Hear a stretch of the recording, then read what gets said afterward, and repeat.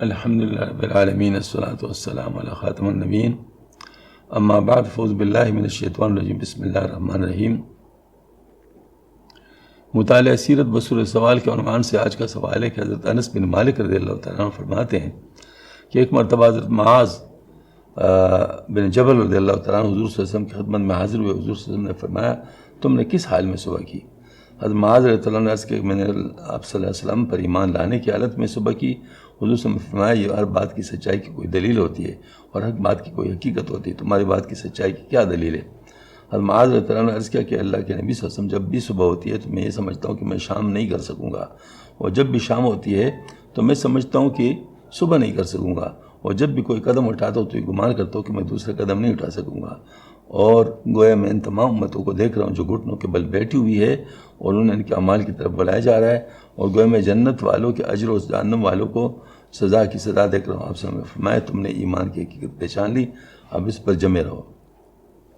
اس روایت میں حضرت معاذ رضی اللہ عنہ کے لیے آپ صلی اللہ علیہ وسلم کے سوال پر یہ نہیں فرمایا کہ میں اللہ پر، تمام رسولوں پر، تمام کتابوں پر، فرشتوں پر، روز جزا پر ایمان لاتا ہوں، بلکہ اپنے ایمان کی کچھ مختلف انداز میں تشریح کی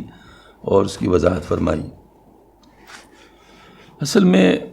ہر چیز کی مختلف انداز میں تشریح بھی ہو سکتی ہے، مختلف انداز میں بیان بھی ہو سکتا ہے، تو بعض باتیں ایسی ہوتی ہیں جو جامع ہوتی ہیں، یعنی اس میں وہ ساری چیزیں آ جاتی ہیں۔ اب دیکھیں یہاں پر جو بات فرمائی گئی ہے تو اس میں سب کہ کس نے کسی ڈائریکٹ انڈائریکٹ طریقے سے وہ بات آ جاتی ہے، یعنی فرمایا کہ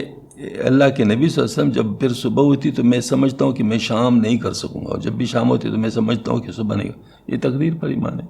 آخرت پر ایمان ہے۔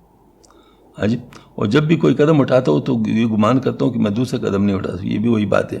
اور گویا میں نے تمام امتوں کو دیکھ رہا ہوں جو گھٹنے کے بل بیٹھی ہوئی اور انہیں ان کے اعمال کی طرف بلایا جا رہا ہے، ان کے ساتھ ان کے لیے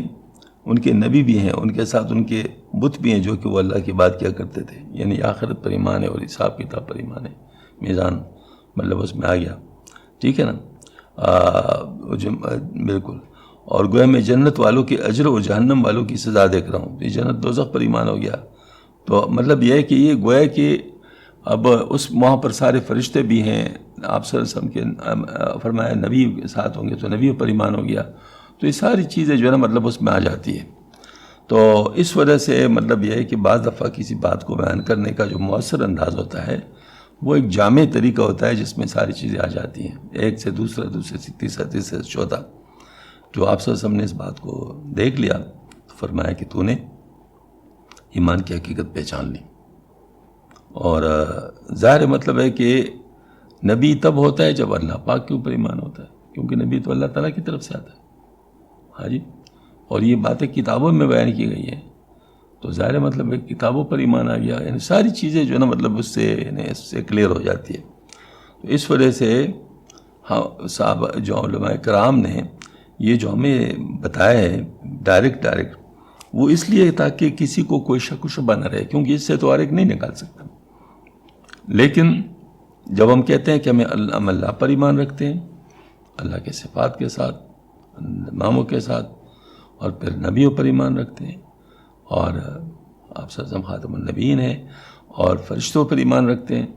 اور اس طریقے سے مطلب یہ ہے کہ ہم دوزخ اور جنت، آخرت دوزخ جنت پر ایمان رکھتے ہیں، اور تقدیر اور جو ہے نا مطلب ہے کہ یعنی یہ جتنے بھی مطلب اس میں وہ سب پر ایمان لاتے فرشتے ہیں۔ تو اب یہ ساری چیزیں جو ہے نا مطلب ہم کٹگاری جو بیان کرتے ہیں اس کی وجہ یہ ہے کہ عام لوگ ایسے پرمغز کلاموں سے وہ اپنی مطلب نہیں نکال سکتے، لیکن یہ براہ راست باتیں ہیں، اس کے اندر کوئی چیز رہتی نہیں ہے، اس وجہ سے ہم لوگ اس طرح کہتے ہیں۔ وآخر دعوانا الحمدللہ رب العالمین۔